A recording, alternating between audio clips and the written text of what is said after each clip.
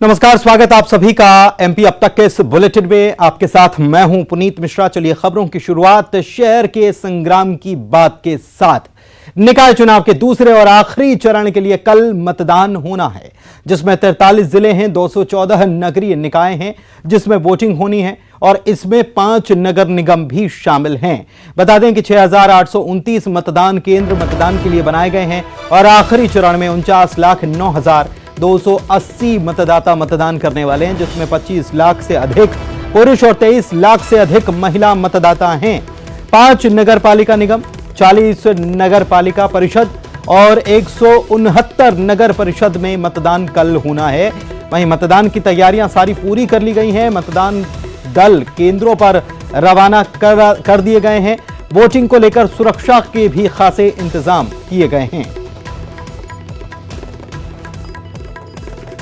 तो निकाय चुनाव का यह अंतिम चरण है और अंतिम यानी कि दूसरे चरण के लिए तैयारियां भी पूरी कर ली गई हैं। शहर के संग्राम में शहर की सरकार को चुनने के लिए मतदाताओं को किसी प्रकार की कोई दिक्कत ना आए, कोई परेशानी ना आए, इसके लिए तमाम इंतजाम कर लिए गए हैं। मतदान दलों को रवाना कर दिया गया है। मतदान कर्मी जो हैं अपने अपने केंद्रों की तरफ रवाना हुए हैं। तो सुरक्षा कर्मियों को भी तैनात करने के लिए तैयारियां अंतिम रूप में हैं और सुरक्षाकर्मी भी यहां तैनात रहेंगे ताकि मतदान सुचारू रूप से हो सके।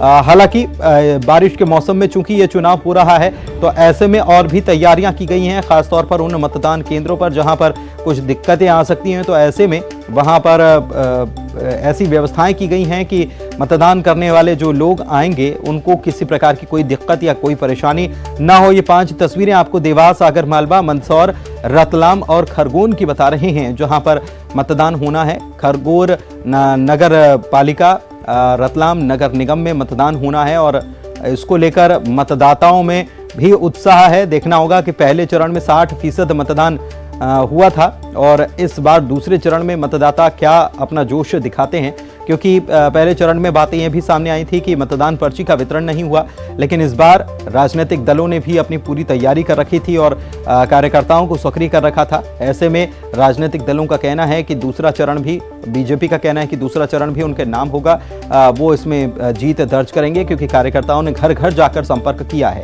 तो कल आखिरी चरण का मतदान है और इसके बाद नतीजे जो हैं 20 तारीख को आएंगे। वोटिंग कल है और तैयारी पूरी कर ली गई है।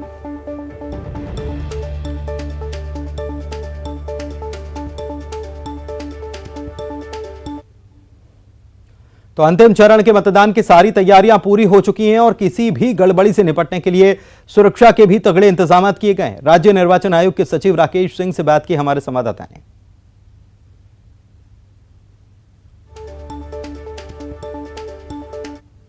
दूसरे और अंतिम चरण के नगरीय निकाय चुनाव का मतदान कल होना है। मतदान को लेकर किस तरीके से तैयारियां की गई हैं, कितने मतदान केंद्र तैयार किए गए हैं, इस वक्त हमारे साथ राज्य निर्वाचन आयोग के सचिव राकेश सिंह उन्हीं से जानेंगे कि सर 43 जिलों के 214 नगरीय निकायों में मतदान होना है, तो उसको लेकर प्रदेश भर में किस तरह से तैयारियां हैं सर? जो कल हमारा निर्वाचन है 214 नगरीय निकायों में, उसके मतदान दल आज प्रातः सामग्री लेके रवाना हो गए हैं और अधिकांश जगहों में पहुंच गए हैं। तो इस तरह से मतदान दल वहां पहुंच गए हैं, मतदान केंद्र तैयार हैं। तो हमारी कल के निर्वाचन के लिए पूरी तैयारी है। पिछली बार के भी प्रतिवेदन हमने जिलों से मांगे हैं और अब की बार भी हमने जिलों से ये पूरा कहा है कि इसके कारण किसी मतदाता को तकलीफ ना हो, यह सुनिश्चित किया जाए। मतदाता सूची में सर जो गड़बड़ियां थी उनको भी दुरुस्त कर लिया गया क्या दूसरे चरण? मतदाता सूची इस दौरान कहा था कि एक क्षेत्र में पत्नी का वोटर कार्ड बना हुआ है, उनको पर्ची मिल रही है, तो दूसरे क्षेत्र में परिवार के दूसरे सदस्यों का है। नाम निर्देशन और का जो प्रोसेस होता है उसके अंतिम दिन जो विड्रॉल वगैरह होता है, मतदाता सूची में उसके बाद कोई परिवर्तन नहीं होते जी। और शेष जो हमारी मतदान की तैयारियां हैं, मतदान दल पहुंच गए हैं। बारिश के कारण भी हम लोगों ने ये स्टेप मतदान केंद्र में लिए हैं कि कहीं कोई तकलीफ ना हो। एक जिले से हमारे पास आज अभी एक मतदान केंद्र बदलने की अनुमति मांगी थी उन्होंने, बारिश के कारण वो हमने दे दी है। अन्य किन्हीं जिलों से नहीं, तो अब तो हमारे मतदान दल भी पहुँच गए हैं। तब मतदान केंद्र यथासंभव हमारे ऐसे स्थानों पर बनाए गए हैं कि किसी को कोई जाने में दिक्कत ना हो। अब कहीं अतिवृष्टि हुई और कुछ हुई तो स्थानीय प्रशासन और हमारे जो नगरीय निकाय के अधिकारी हैं वो सब वहाँ ध्यान देके सुलभ कराएंगे कि मतदाता वहाँ पहुँचें।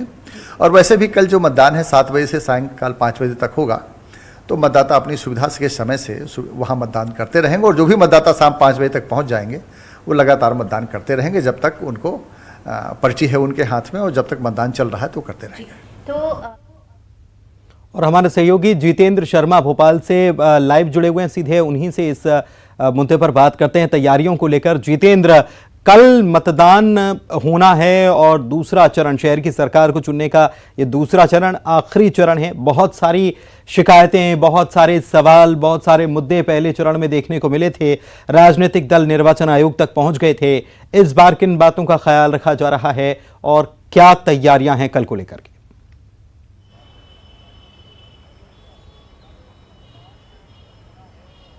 बिल्कुल पुनीत, अगर बात करें तो उम्मीद जताई जा रही है कि जिस तरह से इतनी शिकायतें और इतना सब कुछ आरोप जो है मतदान कर्मियों पर लगा, उससे कहीं ना कहीं कुछ सबक लिया जाएगा। आखिरी चरण का मतदान कल होना है। सुबह 7 बजे से लेकर 5 बजे का समय निर्धारित है। अगर बात करें तो 43 जिले हैं पूरे, वहाँ पर 214 ऐसे जो नगरीय निकाय हैं वहाँ पर मतदान की जो प्रक्रिया आरंभ की जानी है, उसे लेकर पूरी तैयारियाँ कर ली गई हैं। कम मतदान हुआ था, आरोप भी लगा है मतदाता पर्चियों को नहीं मिलने का, उसको लेकर कहीं ना कहीं व्यवस्थाओं को दुरुस्त करने की बात की जा रही है। अब देखने वाली बात है कि बारिश इसमें अपना क्या रोल अदा कर पाती है। अगर बारिश तेज होती है तो कहीं ना कहीं फिर भी असर पड़ेगा, मगर कह सकते हैं कि पूरी तैयारियां कर ली गई हैं और चुनाव पूरी तरह से संपन्न हो, आराम से हो, इन सारी व्यवस्थाओं को लेकर चुनाव आयोग ने भी पूरी व्यवस्था कर रखी है। हालांकि जिला कलेक्टरों को भी पूरे निर्देश दिए गए हैं कि पूरी व्यवस्थाओं का जायजा भी लें। जी पुनीत। चलिए, बहुत शुक्रिया आपका इस जानकारी के लिए। तो जायजा लेने के लिए भी कह दिया गया, सारी व्यवस्थाओं को करने के लिए कह दिया गया है, पूरी निगरानी भी रहने वाली है। चलिए बढ़ते हैं आगे, अगली खबर की बात करते हैं। भोपाल में निकाय चुनाव खत्म हो चुका है। पहले चरण में भोपाल में हुआ और इसके खत्म होने के बाद अब जीत हार को लेकर प्रत्याशियों की धड़कनें तेज हैं, क्योंकि नतीजे बस आने ही वाले हैं। भोपाल में कांग्रेस कार्यकर्ताओं ने हनुमान चालीसा का पाठ किया है और चुनाव में अपने प्रत्याशियों की जीत के लिए कामना की है। आपको बता दें कि भोपाल की पुरानी जेल को ईवीएम के लिए स्ट्रांग रूम बनाया गया। यहां पर सभी प्रत्याशियों की किस्मत का फैसला कैद है या बंद है।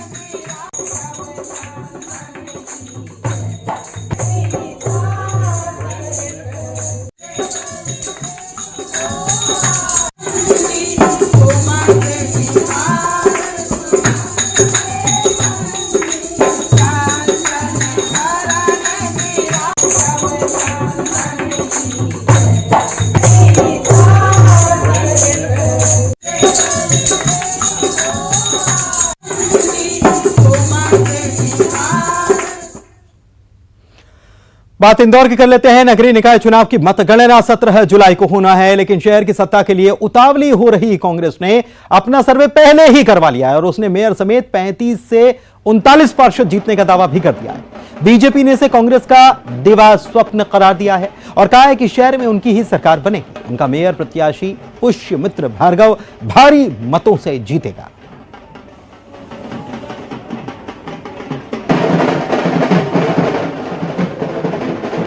लेकिन निश्चित तौर पर इस बार इंदौर में कांग्रेस की परिषद बन रही है और कांग्रेस के महापौर जीतने जा रहे हैं, क्योंकि इस बार जो चुनाव था वो उन 20 साल के कार्यों को लेकर था जो भारतीय जनता पार्टी ने दावे किए थे कि हम वो कार्य शहर में कर चुके हैं। लेकिन एक दिन पूर्व जब पानी गिरा तो आम लोगों का चलना मुश्किल था, गलियों में कीचड़ था और वो सारे दावे झूठे साबित हुए। हमारा संगठन लड़ता है, हमारी भारतीय जनता पार्टी लड़ती है, हमारे बूथ का अध्यक्ष लड़ता है, पन्ना प्रभारी लड़ता है, मंडल का अध्यक्ष, जिले का अध्यक्ष, सांसद, विधायक, हम सब मिलकर लड़ते हैं। और मैं विश्वास के साथ कह सकता हूँ कि इंदौर जब भी कोई काम करता है, अद्भुत करता है। हमारे महापौर के प्रत्याशी रिकॉर्ड तोड़ मतों से जीतेंगे और 85 जो पार्षद लड़ रहे हैं वो भी रिकॉर्ड तोड़ संख्या आएगी हमारी। इधर आगर मालवा के बड़ागांव नगर परिषद क्षेत्र में चुनावी रंजिश को लेकर कांग्रेस और बीजेपी के समर्थक आमने सामने आ गए। ये घटना बीती रात की है, जहां पर एक पक्ष ने 2 बाइकों को आग के हवाले कर दिया और कई वाहनों में तोड़फोड़ भी कर दी गई। इस घटना में 3 लोग घायल भी बताए गए। घटना की जानकारी मिलने के बाद मौके पर पुलिस पहुंची और स्थिति को काबू में किया गया। फिलहाल दोनों पक्षों के खिलाफ मामला दर्ज कर लिया गया है और पुलिस जांच कर रही है।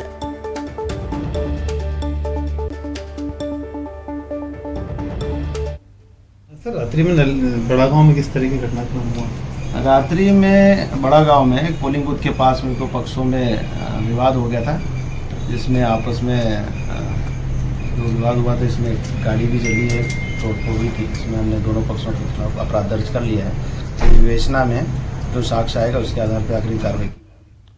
और सिंगरौली के विंध्यनगर थाना इलाके के जयंत कॉलोनी में उस वक्त अफरा तफरी का माहौल बन गया जब अवैध कब्जा हटाने के लिए पुलिस का बल गया और लोगों ने पुलिस पर ही हमला कर दिया। दरअसल एनसीएल की जमीन पर से अवैध अतिक्रमण को गिराने का काम शुरू हुआ। स्थानीय लोगों ने इसका विरोध किया और पुलिस बल पर पत्थर बरसा दिए। इस हमले में जयंत चौकी प्रभारी समेत 6 कर्मचारी पुलिसकर्मी गंभीर रूप से घायल हुए हैं। हंगामे के बाद मौके पर भारी पुलिस बल को भेजा गया और घायलों को अस्पताल में भर्ती कराकर उनका इलाज किया गया।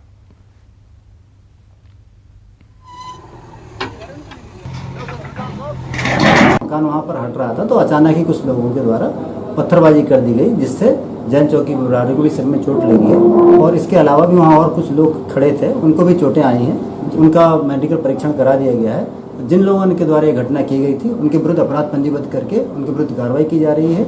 अभी 3 लोगों का अभिरक्षा में भी लिया है, जिसमें से एक ही परिवार के वो लोग हैं जिन्होंने ये घटना घटित की है। वैधानिक कार्रवाई पुलिस के द्वारा की जा रही है। और बात इंदौर की कर लेते हैं, जहां पर शहर में एटीएम लुटेरी गैंग का खौफ देखने को मिल रहा है और कितनी बेखौफ तरीके से ये वारदातों को अंजाम दे रहे हैं, इसको बात को समझिए। क्योंकि सीसीटीवी में जो पीछे तस्वीर देख रहे हैं वही तस्वीर इंदौर से आई है। यहां पर बीती रात लुटेरों ने 2 एटीएम बूथों पर लूट के इरादे से धावा बोल दिया और तोड़फोड़ की। एक एटीएम को जमीन से ही उखाड़ लिया गया। बदमाश एटीएम मशीन को साथ ले जाने की नीयत से पहुंचे थे, लेकिन अचानक से सायरन यहां बजने लगा और एटीएम मशीन छोड़कर बदमाश मौके से फरार हो गए। इसके बाद उन्होंने दूसरी तरफ रुख कर दिया, दूसरी एटीएम मशीन की तरफ रुख किया और वहां पर भी इन्होंने वहां से भी एटीएम मशीन को उखाड़ने तोड़ने की कोशिश की है। फिलहाल पुलिस सीसीटीवी की मदद से आरोपियों की तलाश में जुटी हुई है।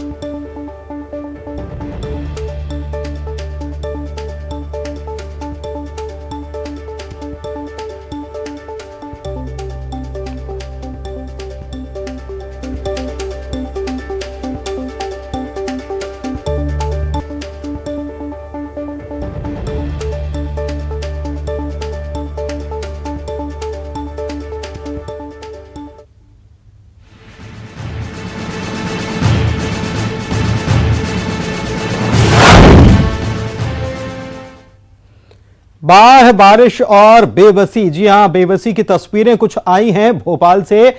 मुसीबत कैसी आ गई ये तस्वीरों में जरा देखिए। मेरे पीछे भोपाल से इस वक्त की बड़ी खबर भी यही है। ये तस्वीरें ज्योतिरादित्य सिंधिया के सरकारी बंगले में नाले का पानी घुस गया। ये तस्वीरें बता रही हैं कि क्या हालात हैं। राजधानी भोपाल के नगर निगम की लापरवाही एक बार फिर से उजागर हुई है, क्योंकि रात भर कमरों से पानी ही कर्मचारी निकालते नजर आए। श्यामला हिल्स पर हाल ही में यह बंगला बनकर तैयार हुआ है और महीने भर पहले ही सिंधिया ने बंगले में सपरिवार प्रवेश किया था, गृह प्रवेश किया था और बारिश के पानी से कीमती वुडन फ्लोर खराब हो गया। नगर निगम कमिश्नर पीडब्ल्यूडी के अधिकारियों ने भी बंगले का मुआयना किया। बीती रात की तस्वीर और देखिए कि कैसे पूरे बंगले में पानी भर गया और देखिए ये नाले का बहाव कितना तेज है। बारिश के पानी से वुडन फ्लोर था वो पूरा खराब हो गया है। नगर निगम कमिश्नर को भी जानकारी लगी तो वो भी बंगले पहुंचे, उन्होंने भी मुआयना किया।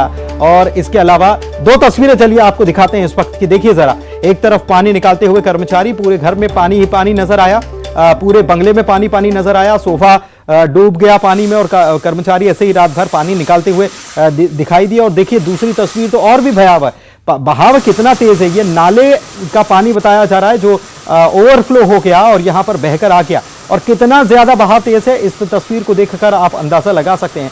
ज्योतिरादित्य सिंधिया के सरकारी बंगले का यह हाल है और नगर निगम के जो दावे लगातार हो रहे थे उन सब के दावों की पोल खुल गई कि देखिए जरा कैसे हालात यहां पर बन गए हैं। और केंद्रीय मंत्री के बंगले, भोपाल स्थित बंगले की स्थिति देख सकते हैं। 1 महीने पहले ही अभी उन्होंने गृह प्रवेश किया था। और अगली खबर भी आपको बता दें, भारी बारिश के चलते देवास में नर्मदा नदी का जलस्तर काफी बढ़ता जा रहा है, लगातार बढ़ रहा है और इसके बाद जिला प्रशासन ने नर्मदा नदी के किनारे लगने वाले गांवों में अलर्ट जारी किया। तस्वीरें भी आपको दिखा रहे हैं कि क्या हालात हैं। इसके साथ ही लोगों को सतर्क रहने की सलाह दी गई है। खातेगांव की बात करें तो यहां नर्मदा नदी के किनारे जितने भी गांव हैं उन सभी को अलर्ट करने के लिए खातेगांव एसडीएम ने एक लेटर भी जारी कर दिया है। सुरक्षा के लिहाज से कल गुरु पूर्णिमा के मौके पर नेमावर स्थित सभी घाटों पर जल स्तर सामान्य होने तक स्नान करने पर प्रतिबंध भी लगा दिया गया।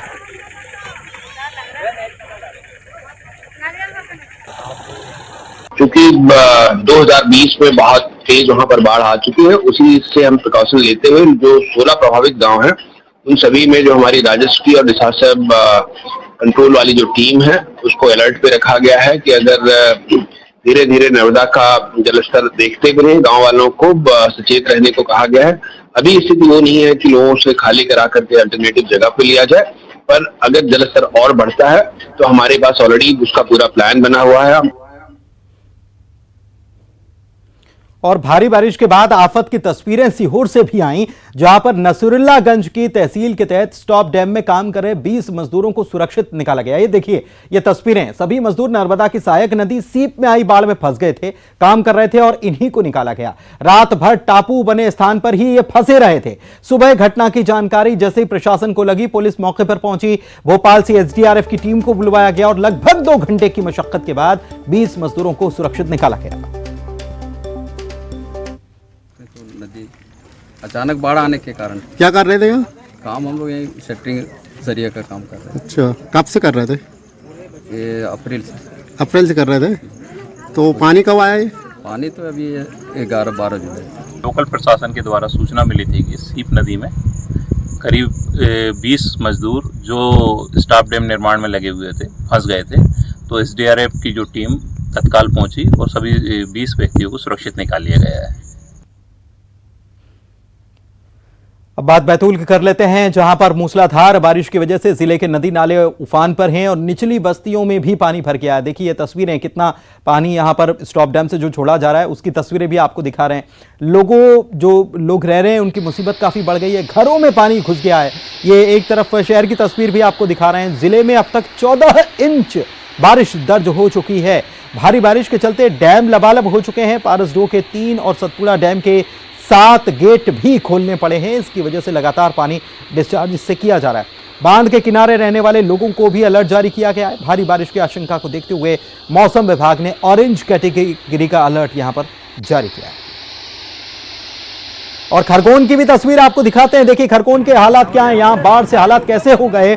पुलिया पर जान जोखिम में डालकर लोग इसे पार करते हुए नजर आए। बहाव कितना तेज है, लेकिन उसके बावजूद लोग न तो अपनी जान की परवाह कर रहे हैं और इस जगह को पार कर रहे हैं। पुलिया के ऊपर से पानी का बहाव कितना ज्यादा तेज है। खंडवा बड़ौदा राजमार्ग पर शेगांव के पास बोराड नदी की पुलिया पर बाढ़ के पानी आ गया था और यहाँ एक तरफ लोग इसको पार करने की कोशिश करते नजर आए। दूसरी तस्वीर आपको दिखा रहे हैं, पहाड़ी अंचल में रुक रुक कर बारिश हो रही है और इसकी वजह से लंबा जाम भी लग गया। देखिए गाड़ियों की कतारें लग गई दोनों तरफ।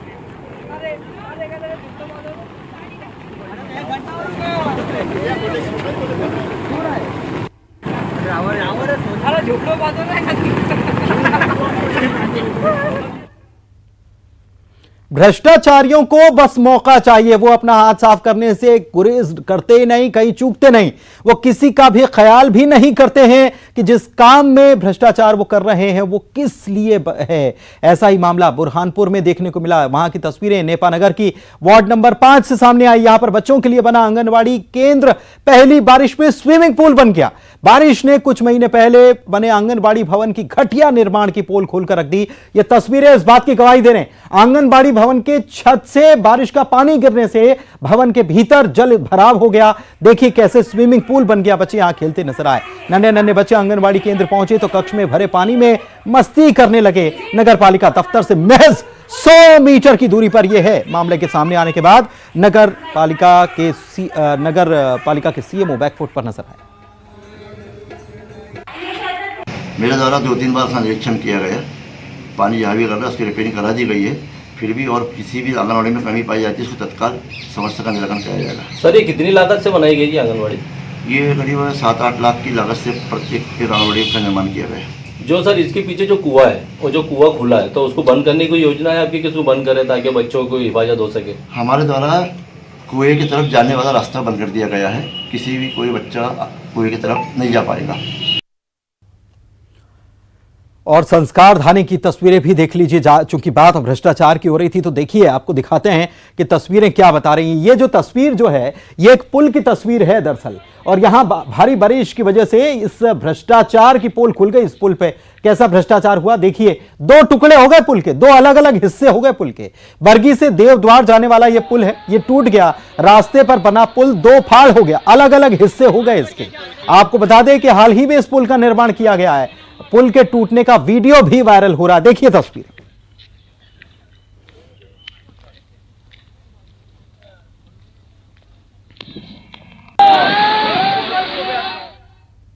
और बात मौसम की मुसीबत बनने की करें तो आगर मालवा में आकाशीय बिजली गिरी और इसकी वजह से 7 स्कूली बच्चे गंभीर रूप से घायल हो गए। गंभीर हालत में उन्हें राजस्थान के झालावाड़ रेफर किया गया। इलाज के दौरान 2 बच्चों की मौत की भी खबर है।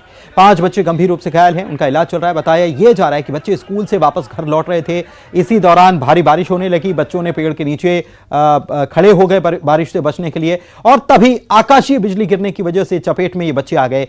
7 बच्चे बुरी तरह से जख्मी हुए थे, 2 अब नहीं रहे।